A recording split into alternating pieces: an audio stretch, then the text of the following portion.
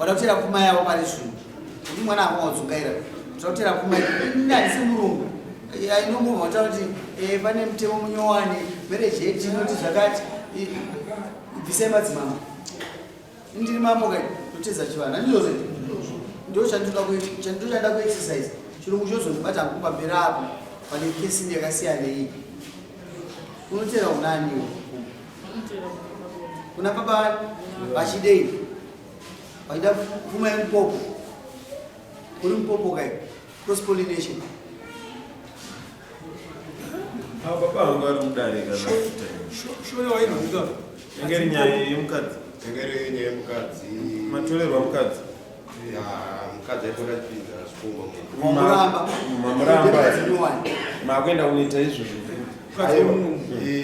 inini yochimbomira aiwa hauna nyaya amai aipa vari kupinda mumerejka vachinyepera munhu tinoramba chibhadharisa vanhu mombe ndoda kubvunza wamainini vati vangandichengeta mwana wavo ndevati muri munin'ina waamai muni munin'ina wavo manga muchichengeta mukoma wenyu muchiti abvirei kurume wake wamunoziva vaigara vachirovana nani vauya kwamuri makatiwo kudii kuna baba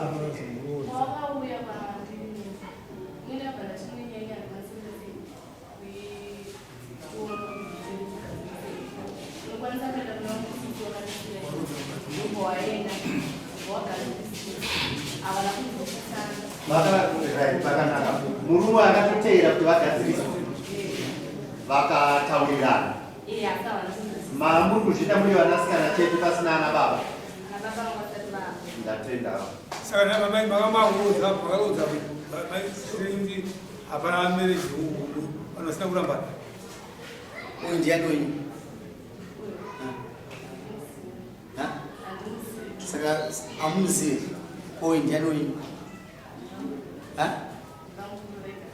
Ndibanguru. Saka uyu kana musingamuzivi uyu aiti uchikomba kwamuri uyu chichi zvinoreveka.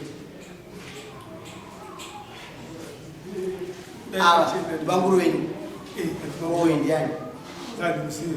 Amuzivi. Saka uyu akuva chikomba emunoti kudii?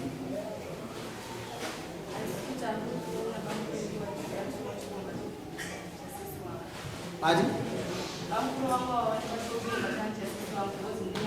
Sezwa wareva mise numbepo. Yamasaina baba. Yapera kushamisa. Nyaya yake ndakasikaiti.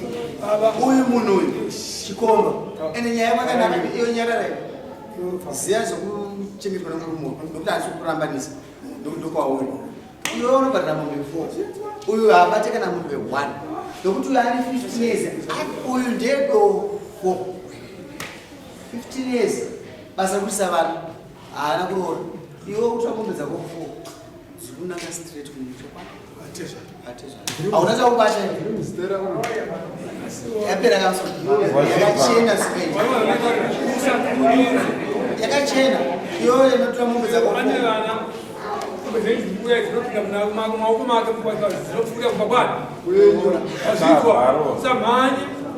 Sayapera. Shamati.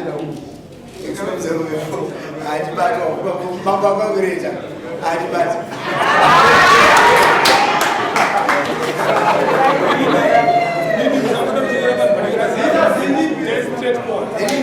Ndikakubatsira shamati. Kamira. Ndikakubatsira shamati. Apa marriage apasisina. Anditi chandada kuti uite kana ipapo muchikwanisa kupanana shere nekuti adhara noyo musonja panana. Isu tauda kuti ukuse shere namo adzimai makaenda andiuza kuti mairo vana vairwisana ndonyaya paradzana shayo asvika kuna baba vane sokutitachi ava varoni vangotonetsawo chourirwa saka zvavo zvese zvazopamba saka tinowa pashere nezvinhu zvisina sei fana pamusoro yodai baba wanzwa kuti inini ndiri kugara namai angu wakabva watora nemukadzi vangu uye sandogara naye Anofunga kugara kuma 2 days or 3 days but Ayo. Wewe ukamuramba.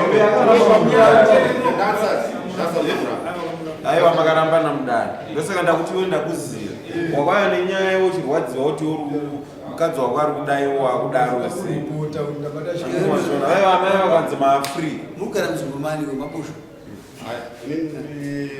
ndaimbogara muNdonda ndatanga Ndikwangu. Kwani? Makanyanya. Chinzwisisa shamani. Vanhu hamusamatendera kuti zvirwere chirimo. Imadhikadhika amukuita makanyanisi waona mashops kuti kuvanhu. Izvo maakuita zvemakanyanyisi izvi. Hazvina kunaka. Iyo shamani, usaite izvo zvinourayisa izvo. Usarwadziwe nokuda kufikisa Nehasha. Azvizi mambo ari kunyepura. Hazina basa. Unobhadhara rinei umwo. saina. Asainawo. Kutaura kuti uchabhadhara sei? Ndenge ndichiuya tichionawo panenge ndinapo. Saka ndakubvira nhasi ndakupa 3 months kutanga kuwada.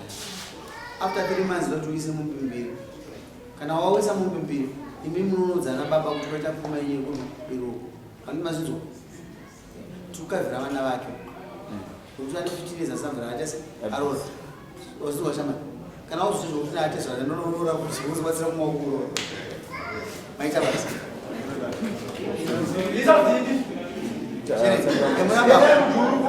Tafuga mambo.